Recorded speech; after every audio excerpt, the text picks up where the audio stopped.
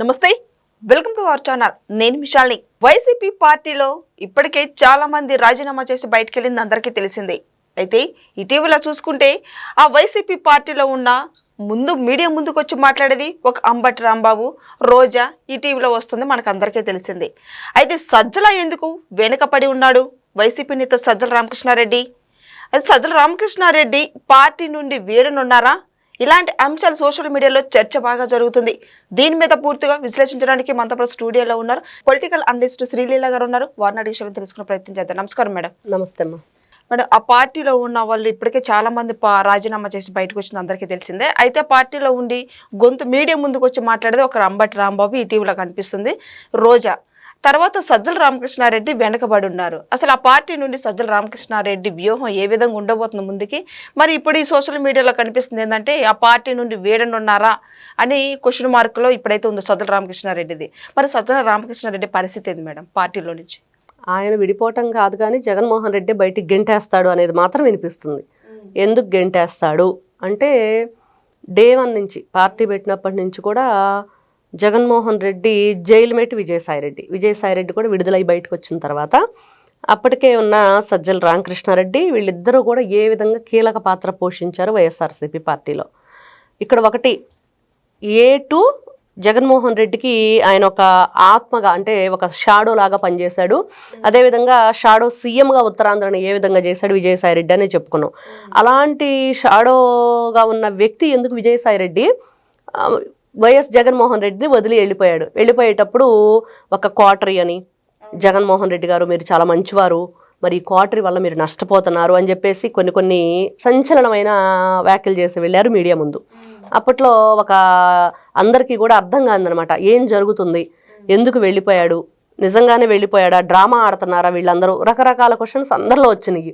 కాకపోతే ఇప్పుడు నిన్న ఒక 3 days బ్యాక్ జగన్మోహన్ రెడ్డి గారు పెట్టిన ప్రెస్ మీట్లో అమరావతి మీద విషం కక్కటం, ఆంధ్ర రాష్ట్ర ప్రజల గురించి, అమరావతి ఈ రోజున పరుగులు పెడుతుంది, ఖచ్చితంగా ఆ భవన నిర్మాణం కానివ్వండి, కార్మికులు కానివ్వండి, అక్కడ పనిచేయడానికి వచ్చిన అందరినీ చూసిన తర్వాత ఒక కళ, గతంలో ఏదైతే మనం అమరావతి కళకళలాడుతూ ఉంది అనేది చూసామో అది మళ్ళీ కూడా ఈ రోజున ఆ సీన్ అక్కడ చూసాం అందరం. చూసిన తర్వాత జగన్మోహన్ రెడ్డి గారు వెంటనే దాని మీద విషం చిమ్మటం, రకరకాలుగా సుప్రీంకోర్టు ఏదో దాని గురించి ఆలోచించాలి అన్న రీతిలో మాట్లాడటం. అది ఆయన మాట్లాడిన 24 hours సజ్జల రామకృష్ణారెడ్డి గారు స్క్రీన్ మీదకి వచ్చారు.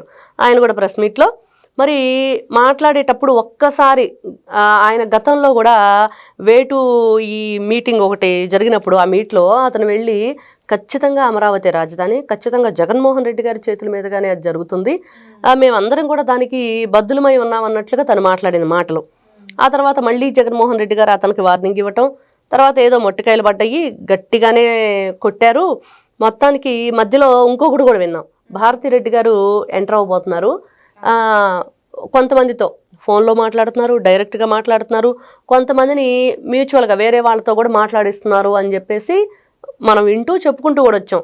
ఎందుకంటే అప్పుడు కూడా సజ్జల రామకృష్ణారెడ్డిని సైడ్ పెట్టేయబోతున్నారు, ఇంకా సజ్జల పని ఇంకా వీళ్ళకి ఉండదు, ఇంకా అన్నీ కూడా వైఫ్ అండ్ హస్బెండ్ చూసుకోబోతున్నారని, ఇట్లా పలు సందర్భాల్లో చాలాగా ఇతని గురించి మనం చెప్పుకుంటూ వచ్చాం, సజ్జల రామకృష్ణారెడ్డి గురించి. రీసెంట్గా కూడా ఆయన ఏం చెప్పాడు అంటే జగన్మోహన్ రెడ్డి గారి ప్రెస్ మీటు ప్రజల్లోకి ఏ విధంగా వెళ్ళింది అంటే ఆయన ఆలోచనలు నెగిటివ్గానే ఉన్నాయి, ప్రజలకి నెగిటివ్గానే ఉంది. మరి దాంట్లో పాజిటివ్ ఏమి లేదు తీసుకోవడానికి, వీళ్ళు ఏదైనా పాజిటివ్గా చేయటానికి ఆ కన్వే చేసే విధానంలో సజ్జల రామకృష్ణారెడ్డి ఫెయిల్ అయిపోయాడు. తను చెప్పే మాటలు, జగన్మోహన్ రెడ్డి గారు చెప్పింది, ఈ రెండు కూడా ఎక్కడా కూడా ఎవరికి కూడా ఒక అండర్స్టాండింగ్ మీద వెళ్ళినట్లు ఎక్కడ అర్థం కాని పరిస్థితి. అలా అయితే ఎలా ఇప్పుడు చూసి ఇది మొత్తానికి ఇటు విజయసాయిరెడ్డి చెప్పిన మాటలు, గతంలో పార్టీని విడిపోయిన వ్యక్తులు చాలామంది చాలా సందర్భాల్లో సజ్జల రామకృష్ణారెడ్డి పాత్ర గురించి, ఆయన పోషించిన విధానం, అక్కడ ఆయన మాట్లాడిన మాటలు, జగన్మోహన్ రెడ్డి గారిని కలవాలంటే తను పెట్టిన ఆంక్షలు, ఆయన చెప్పిందే మాట ఆ రోజున, గీసిందే గీత, ఇంకెవ్వరూ కూడా దాన్ని క్రాస్ చేసి వెళ్ళటానికి లేదు అన్నట్లుగా ఆయన ఆ రోజున ఆంక్షలు విధించాడు. అదేవిధంగా విజయసాయిరెడ్డి విషయాన్ని కూడా జగన్మోహన్ రెడ్డి గారి దగ్గర ఆయన లెవెల్ని చాలా ఆయన గ్రేడ్ని తగ్గించుకుంటూ వచ్చాడు అనేది కూడా ఎన్నో సందర్భాల్లో నేను అక్కడ ఉండవలసిందని ఇక్కడ పడేస్తాడని చెప్పి విజయసాయిరెడ్డి స్వయంగా చెప్పాడు. ఆ క్వార్టరీ ఏంటి, ఆ వ్యవస్థ ఏంటి, అసలు ఎవరు పనిచేస్తున్నారు మాటలు విని విజయసాయిరెడ్డి బయటకు వచ్చారు అనే వార్త అదే వస్తుంది. సజ్జల మాటలు అంటే సజ్జల ప్రాధాన్యత ఎక్కువ ఇస్తున్నాడు జగన్మోహన్ రెడ్డి, నాకు తగ్గింది అనేది ఆయన మాటల్లో అందరికి అర్థమైంది. సరే ఏదైనా కానివ్వండి, అది పక్కన పెడితే ఈ రోజున సజ్జల రామకృష్ణారెడ్డి మీరు అంటున్నట్లుగా పార్టీ నుంచి విడిపోతున్నాడా అంటే ఆయన విడిపోవటానికి ఏమీ లేదు. జగన్మోహన్ రెడ్డి ఎప్పుడు బయటికి పంపిద్దామా అన్నట్లుగా ఉంది. కాకపోతే మతిలేనమ్మకి గతి లేని మొగుడు అని సామెతలాగా ఈ రోజున గతి లేక మరి అతన్ని పెట్టుకొని ఏం చేయాలి, ఇంకా జగన్మోహన్ రెడ్డికి వేరే ఆప్షన్ లేదు. విజయసాయి రెడ్డి పక్క వెళ్ళిపోయాడు. ఉన్న ఏ ధనుంజయ రెడ్డో లేకపోతే ఇంకొక కృష్ణమోహన్ రెడ్డో ఇట్లాంటి వ్యక్తులు అందరూ ఈ ఎవరైతే మిథున్ రెడ్డి లాంటి వాళ్ళందరూ కూడా మరి జైలు పాలయ్యి ఏ విధంగా వాళ్ళు బెయిల్ మీద వస్తున్నారు వెళ్తున్నారు, రకరకాలుగా జరుగుతుంది.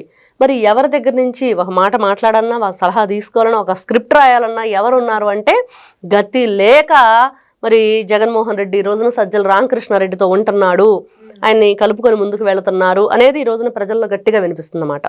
మరి సజ్జల రామకృష్ణారెడ్డి మరి ఎలాంటి నిర్ణయం తీసుకోబోతుంది? నిజంగా పార్టీ నుంచి వెళ్ళనున్నారంటే ఏం చెప్తారు మేడం? వెళ్ళడమ్మా, పార్టీ నుంచి ఆయన వెళ్ళడు, వీళ్ళు పంపిస్తారు అనేది కూడా ఎంతవరకు అనేది కూడా ఎవరని చెప్పలేం. ఎందుకంటే వేరే వాళ్ళకి గత్యంతరం లేదు, ఆప్షన్ లేదు జగన్మోహన్ రెడ్డి గారికి. ఎట్లాంటి నిర్ణయాలు తీసుకోవాలన్నా, ఏం చేయాలన్నా ఈ రోజున వాళ్ళకు ఒక వలయం, వాళ్ళు ఏదైతే తప్పులు చేశారో ఆ తప్పులన్నీ ఈ రోజున చుట్టుముట్టాయి. ఎప్పటికైనా తప్పదు, ముందు నుయ్యి వెనక్గొయ్యిలాగా 2019 ఎలక్షన్ తర్వాత వాళ్ళు ఏ విధంగా వెర్రవీగారు, ఏ విధంగా వాళ్ళు ఇష్టానుసారంగా రెచ్చిపోయారు. ఎక్కడా కూడా ఒక శాసనం అనమాట. జగన్మోహన్ రెడ్డి ఒక జే బ్రాండ్ అనమాట. మనం ఏదైతే రాజ్యాంగం అని చెప్పుకుంటున్నామో అది ఒక జగన్మోహన్ రెడ్డి రాజ్యాంగం లాగా వాళ్ళు ఎవరిని ఎక్కడ ఒక క్వశ్చన్ అనేది చేయకుండా, ఎటువంటి ప్రభుత్వానికి వ్యతిరేకంగా పోస్టులు పెట్టినా కూడా వాళ్ళ మీద వ్యతిరేకత అంటే అక్కడ ఒక మీనింగ్ పాజిటివ్గా ప్రజల కోసం పెట్టిన పోస్టులు అవి. ప్రభుత్వం మీద వ్యతిరేకత అంటే జగన్మోహన్ రెడ్డి కరెక్ట్గా చేస్తే వాళ్ళు ఏం పెట్టలేదు. జగన్మోహన్ రెడ్డి ఆ రోజున పరిపాలన సరిగ్గా లేదని, మరి మీరు చేస్తుంది కరెక్ట్ కాదని పోస్టులు పెట్టడం అనమాట. ఆ రోజున జరిగింది వ్యతిరేకత అంటే మరి ప్రజలకు కూడా అర్థం అవ్వాలి ఈ విషయం. వ్యతిరేకంగా పోస్టులు పెట్టారు కాబట్టి అరెస్ట్ చేశారు, వ్యతిరేకంగా మాట్లాడారు కాబట్టి అరెస్ట్ చేశారు అంటే ఆ రోజున జగన్మోహన్ రెడ్డి గారు రైట్ చేశారా? మరి ఆయన రైట్ వేలో వెళ్తుంటే వీళ్ళు అపోజ్ చేశారంటే కాదు, ముమ్మాటికి కాదు, 100% ఆ రోజున జగన్మోహన్ రెడ్డి గారి పరిపాలన ఏ విధంగా కొనసాగిందో అందరం చూసాము. ఏ విధంగా వాళ్ళ అరాచకాలు కొనసాగినాయో చూసాము.